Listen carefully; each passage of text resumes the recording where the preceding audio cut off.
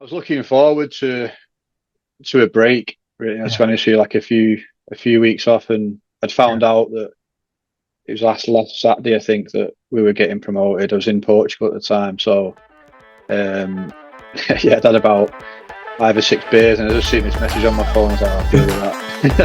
Deal with that in the morning. Yeah.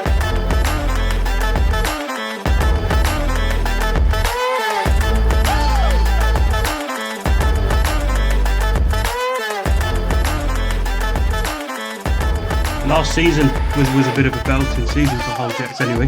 Obviously, like finishing top of the league was great. What would you put the success of that like down to? To be honest with you, it's been a good last 3 seasons. I think the season prior to COVID, the season before the one just gone, and then the last season really, it kind of been building. The season prior to COVID was a bit of a gut wrencher really, but there was more important things going on in the world at the time. We was awarded the league by the EIHA. It was still, I think we had to beat Altrincham at home. We had Widnes away, so we had 2 games to seal the title. But we was giving it, but I don't know. It didn't really sit right with me. Last season was a shortened season anyway because it was Division Two was one home and one away. So I think it was only 14 games, the actual league side of things, and then the 6 cup games were separate. So that was another good season for us. We won the cup and the playoffs, and we finished runners up just behind Telford. That was a really exciting season. It actually came down to we had a penalty shot in the last minute of the Telford away game. If we scored it, we'd have still had a chance to win the league, and unfortunately we missed it, and they took the title. We've had another monumental battle with them again this year. I think coming into the season, I think on paper they were definitely the favourites to probably clean up all three. They hammered us first game of the season. They beat us 7-4, and we grabbed 2 goals late in that game, really, which made it look respectable. But you know, playing them first game of the season, they sent a clear message to us what their intentions were this season. But we just knuckled down from there, and we went on 2 really good runs. I think we went 13 or 14 games unbeaten before we dropped a game against Coventry on the road, and then we won all our remaining games in the league campaign. But a lot of it has started off the ice, really. Like we've invested in like video systems. We've got a medical off ice team now. Got some really good projects going on off the ice, like all the players. It's like the way that they move and stuff like that's getting assessed in terms of like injury prevention, and as a full package, really. It's a lot of hard work has gone on and off the ice to get us where we wanted to be. But yeah, we had an outstanding league campaign. I think there was 26 wins and 2 losses through the full season, so it went really well. But it's credit to not just the players, but everyone involved in the club, the coaches, volunteers, everyone. Yeah, it's quite amazing when you look at the stats, you look at the table, and you see you know how it finished, I suppose. Obviously, and you mentioned that first game, which is probably a bit of a shocker anyway. Like, how would you describe the competition within the league? Because I think hockey's developing so quickly in this country in terms of competition and quality. When you think it's like third or fourth tier, it's still very competitive and the standard's very high. Do you agree with that, or is it different? How do you think? Yeah, definitely. Yeah, I think realistically, ourselves and Telford would probably be the 2 teams that were competing for the silverware. There's other teams in there like Sutton Sing. I watched them in their playoff semi-final against Telford. Speak quite a lot with Matt, their coach, and it was within 1 goal of qualifying for the playoff finals, the same as they were the year before when we played them in the semi-finals. They were hit with injuries and suspensions that kind of hampered their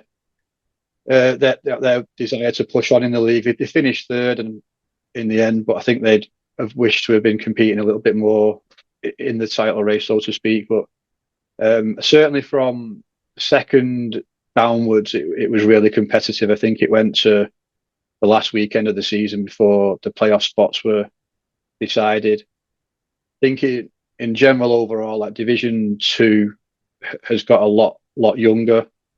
Certainly since I was in first got involved with Jets, there has been an edge towards the development of younger players. So you've got teams like Bradford.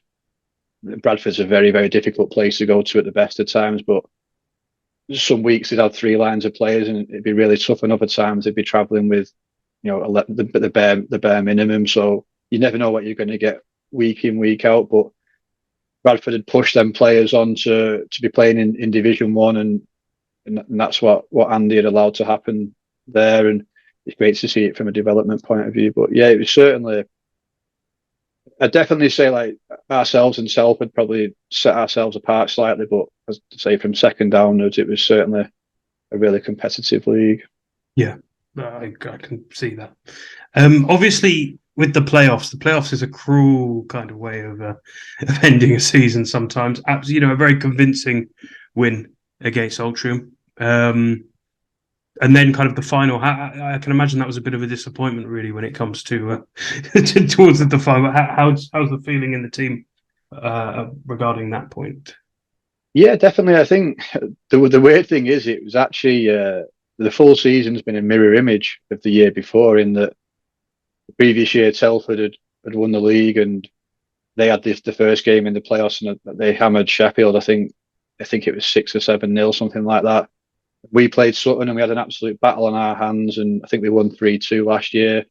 They won, I think it was 4-3 this year. And obviously, being the team that plays first, you in theory have the advantage. But I think the second game, you're in an absolute battle. You come off the ice, you're straight to bed. You're enjoying the break. Like, it's obviously a bit of an extended break. It's no excuse. At the end of the day, if you can't get yourself up and prepared for a final, then you don't deserve to be playing in it anyway. But Telford, they came out and they were hungry for the win there, and they scored early. Every time the two sides had met this year, other than the last game, the team that had scored first had gone on to win. And yeah, that first period, I think we was a little shell shocked, to be honest with you. There were 3 goals to the good on a small, tight rink like Widnes. It's always going to be difficult to overturn that.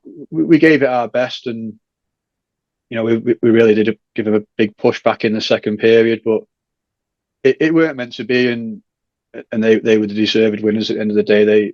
They fully deserved their win in the playoffs, to be fair, and say no excuses. They were the better side on the day. As you said, like the playoffs, it can come down to a bounce, or it can come down to a refereeing decision or an individual mistake. But no, in the playoff final, they were convincing winners, to be fair. Yeah. It's an enjoyable way to end the season, but it's cruel. It's really cruel. Yeah. No, I would say we had like a really exciting finish to the season, because we had the league game against Telford that we needed to win the league. We then had the playoffs, and then the cup final was delayed as well. So we had 2 weeks tacked on to the end of the season. So our last 4 or 5 weeks of the season, we was playing playoff hockey throughout. Really, you had to be at your best for every game, and it was quite a unique situation. Like I'd said to the players repeatedly, like the moment that you're in it, no matter what level you play at, to be competing in cup finals and playoff finals and having the chance to win the league in front of your own fans, it's not something that comes around very often, and just to embrace it and enjoy it no matter what happens. Yes, definitely. If we can move on a bit, we'll talk about the. I'm not so sure about this name, if I'm brutally honest. With the Billingham Buccaneers taking your place in the league as you move up, Yep. What do you think they need to do in order to kind of be successful within the league? I mean, the Stars are doing really well. When you talk about development of players, Tim Braden, things like that. What do you think they need to do with this second team in order to be successful? It's a really good question. I think it depends by and large, like what you define as success. Like success to one team looks very different to success to another team. Like some teams are they want to win trophies.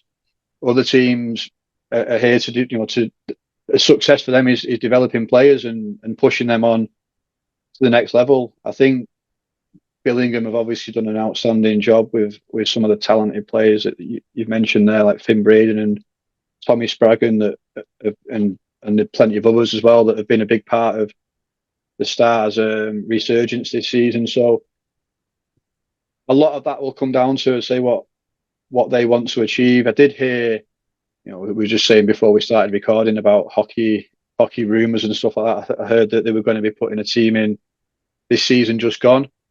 So it's obviously something that's been on the horizon for a while, and they've made the jump this season. And I wish them the best of luck, and I hope they have a successful season, whatever that success looks like for them. Yeah, I would agree. I think in Billingham it's a bit of a weird situation because they've had a few years where it's been very direct and it's kind of been hit and miss in terms of results. But the last couple of seasons, the turnaround's been amazing. I mean, you look at that the Northern Cup against Solway. I mean, I know it's a cup, anything can happen, but I mean, Solway struggled there. It's quite amazing when you see like that extent. The extent of improvements, amazing, really. 100%, yeah. And I mean, you only have to look at players like Finn Braden that he's now gone to Leeds Knights full time, and that's the inspiration now for the next batch of juniors that Billingham wants to bring through. So yeah, just as an outsider looking in, I think they've done a tremendous job there. Yeah, this season. Yeah, they really have. Really, really have. What about this next one then? Obviously, with Jets stepping up to the Moralee, the leagues again. It's another one of those leagues where very similar. You have your top 4 kind of teams. Obviously, Solway have gone now, which I think opens the door for a bit of a shake-up, really, which makes that league quite exciting. How do you predict the first season within that league setup? And I know you probably don't want to answer this question because it's tempting fate, but how do you feel it's going to go this first season? We're under no illusions that the step up we're going to make is a really big step between Division 2 and Division 1. I think if I look back to the first year I was involved, which, as mentioned earlier, was the pre-COVID season, D-side were in Division 2, Widnes were in Division 2, Sheffield, it was under a different name. I think it was Senators, but then they changed the name. They were in Division 2. So they've already all made that leap and that jump up. Like, for us, I just felt, and the club felt, that it's not no disrespect to like Division 2, but like what are we learning here? Like, I feel that we've had 3 really good seasons, and just speaking to the junior players and some of the senior players, like, we want every week to be how the last few weeks of the season were for us, which is like a battle every single game. Like, we want to be, like, I'd rather lose a game, 3 or 4-1 and whatever than hammer a team 8 or 9-0. Like, what we need to be learning, our players need to be learning from mistakes and learning that if you do make mistakes that they get punished. And just think, like, as I say, we're under no illusion it's going to be baptism of fire, but it's something that we're looking forward to, and hopefully it's going to be a season that we can build from for the future. Yeah, I can see that, and you are right. I think in terms of developing the sport as a whole as well, teams that are winning need to go up, and hopefully with the national seeming to be accepting more people now, and potentially talk of conference systems, which will probably make it more affordable. I think to be, you get this opportunity for teams to move up, and then other teams to move up as well behind them.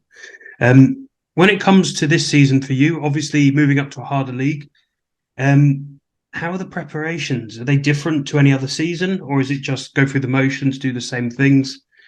Yeah. No, it seems to get earlier and earlier, and the break gets shorter and shorter each season. I think with our season being extended like a further 2 weeks, I'd had like 2 weekends away booked in and like a holiday and stuff like that. And come the 15th of April, I was ready for an extended break. And then Division 1's come round quite quickly. And I think just going back to last season with D-side, coming back into Division 1, and with there being 2 extra teams in the National League in Bristol and Seahawks joining, there was an absolute scramble for players. So, people were holding trials early or trying to get people signed down, pen to paper as soon as they could.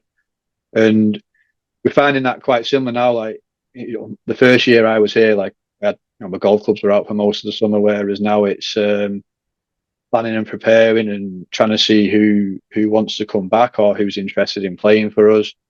The players are keen to get back on the ice, even in informal skates through the summer. Like, we'd normally again have probably 2 months off, but the lads are already showing a keen interest. We just had our presentation night Saturday just gone, and they're asking when are we back on the ice? When are we back on the ice? It's like a clamour to get back on there, which is great to see. But yeah, say the summer break, it's just non-existent now. It just seems to be one season rolling into the next. We'd obviously spoke about going up to Division 1 before the current season had finished internally, so there was already preparation underway for that. So yeah, I think even though it is a jump up, so we do need to be looking into preparing the players. They've got to be a lot more versed on systems and how specific ways that we want to play. So it's going to be an interesting summer with very little break by the sound of it. So yeah, I can imagine. I don't envy you, to be honest. I don't envy. Yeah, awesome. What if we can talk very briefly about, obviously Hull is two teams in the city. How does that affect things for you guys?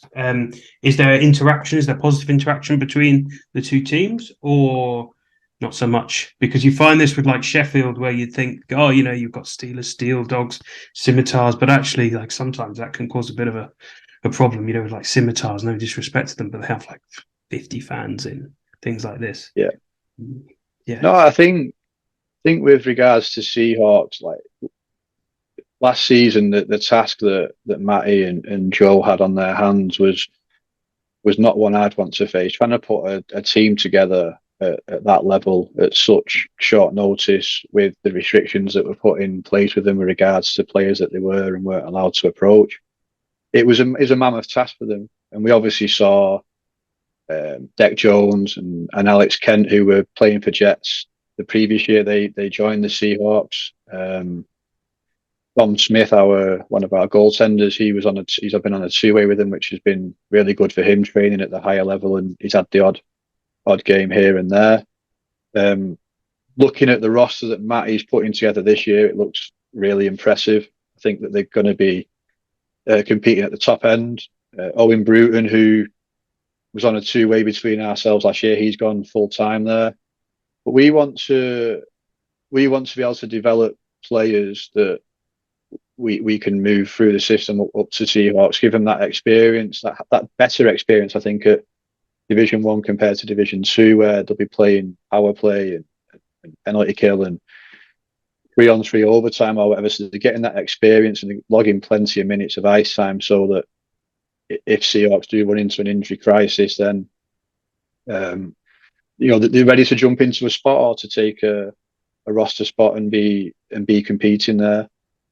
In a few years' time, I do think, as I say, like it's probably going to be something that progresses over time in terms of us having the juniors coming through to be passing on to him. But we had a productive meeting with Matty's co-owner Joe the other week, where he's asking what young players have we got that can go skating with them on training and stuff like that. So hopefully there's a benefit of us being able to work together on that front. But yeah, as I say, I'm expecting a big year from the Seahawks this year. They've got some real big signings that have come in, and it's just great for ice hockey in the city to get that interest and the buzz back. And I've been to a few of the games with Seahawks this year.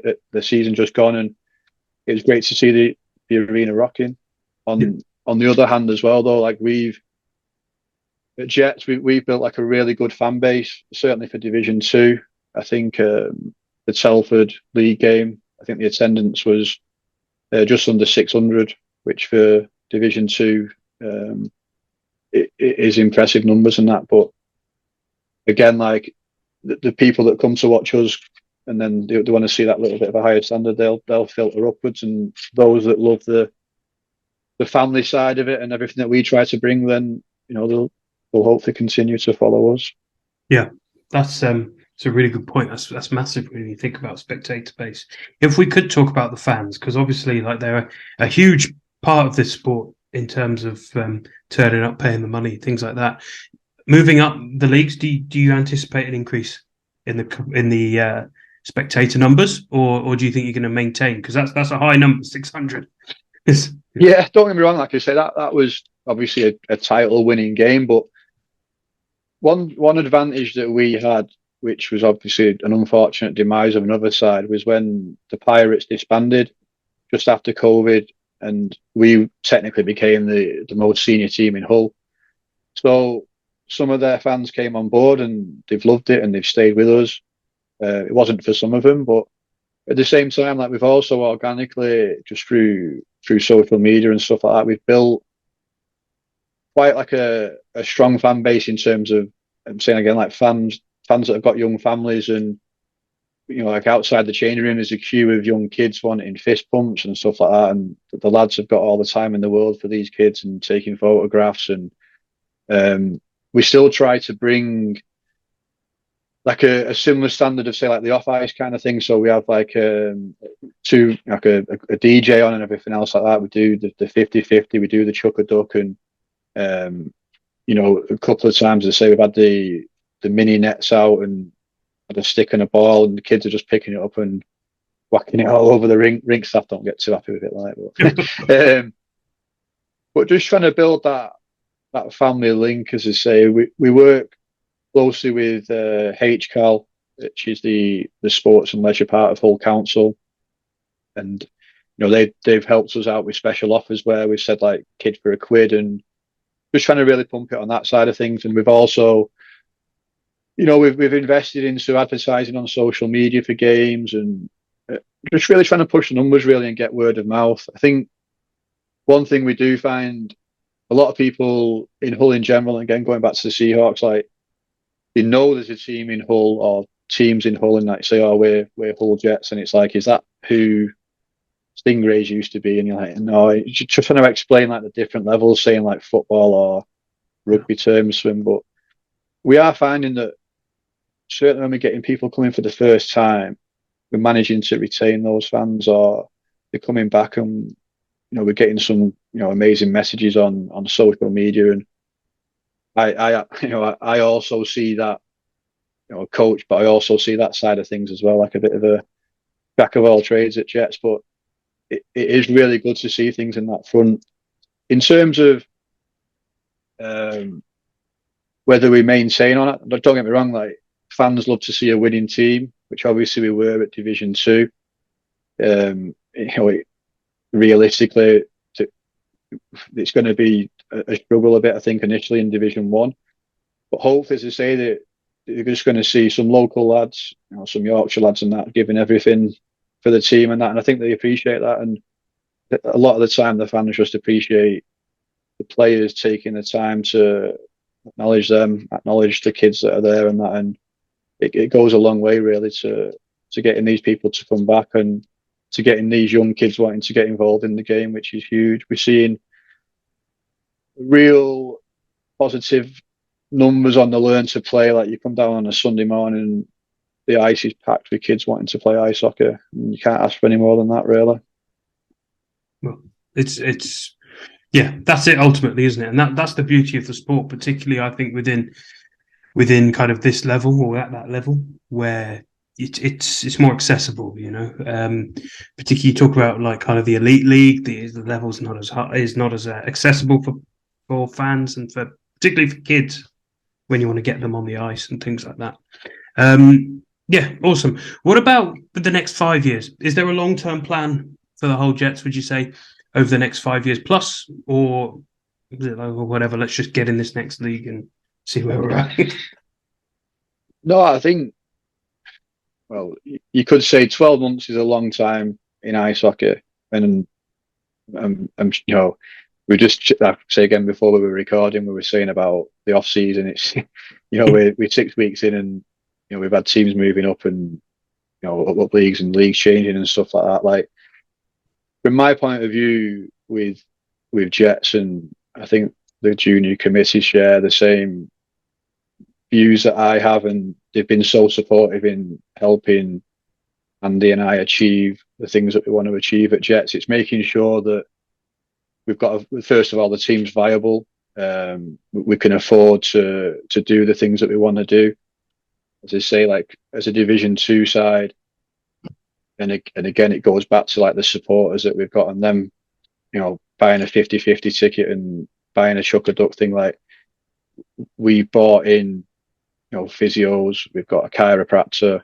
We use Instat for video reviews, so the players get a game breakdown on the mobile phones within 24 hours of a game finishing. We get advanced stats and all that kind of stuff. So we're building the building blocks of a side that we want to be here for the longevity, and we want to make sure that a kid that's starting at under 12s now has got a side that when they turn 16, 17, 18, that is here to play for, really. Like the long-term plan, or the 5-year plan, is for me is let's if we improve year on year, let's keep trying to look to improve, and that in terms of on-ice results, in terms of fans coming through the door, in terms of the number of kids that are starting, as I say, that are coming back into the system at the other end of things. Like let's really try and develop things. I mean, just on that front, like the juniors system they now own the shop inside the rink as well. So it's kind of, stuff that comes from that shop is then fed back again into the junior system. So in terms of like a 5-year plan, it's making sure that we continue to improve, and it's not necessarily just the on ice stuff, it's everything else that goes on around that. I mean, at the end of last season we tried video stream, we streamed our Telford games. That's something that we'd wanted to do for a while, and Hull Arena's not the easiest rink to stream out of. I don't know what it is with the rink, but people have historically struggled there, and the Power Media, who the Seahawks use, they did our games as well, and just having games with commentary on and stuff like that was obviously available. We're just trying to get a feel for what the interest was like there for it, in case we did go to D1 and to offer it to people. So we're just constantly just trying to improve in every area, every facet of everything that we get involved in. We're trying to be improving all the time. Yeah. Great. And one final question: when it comes to the Moralee, are there any teams in particular that you're worried about coming up against? We've got some incredibly strong teams. We've also had some quite exciting movements of coaches and stuff over the last couple of months. So, is there anything you're worried about in particular?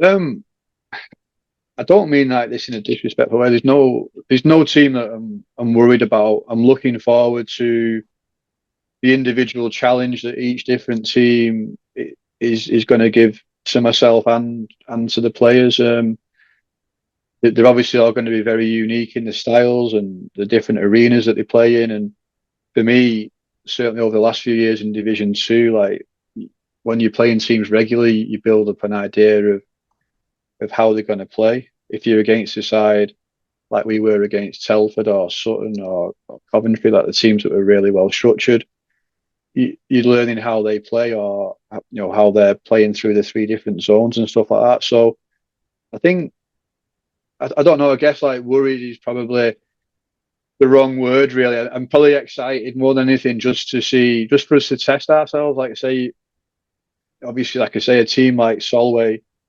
moving up, it would have been great to have an opportunity to play against them, even if we'd have been on the end of a hammering, just to see like what is it that they're doing so well that we can in 5 years' time be hoping to replicate type thing. So yeah, I'm looking forward to the unique challenge that each team is going to offer. And then, as you say, like Tony Hand being at Whitley Bay, I mean, what a privilege that would be, just to be coaching on the bench against like Britain's most decorated player ever. It's surreal just even saying that out loud, I suppose. So yeah, it's definitely going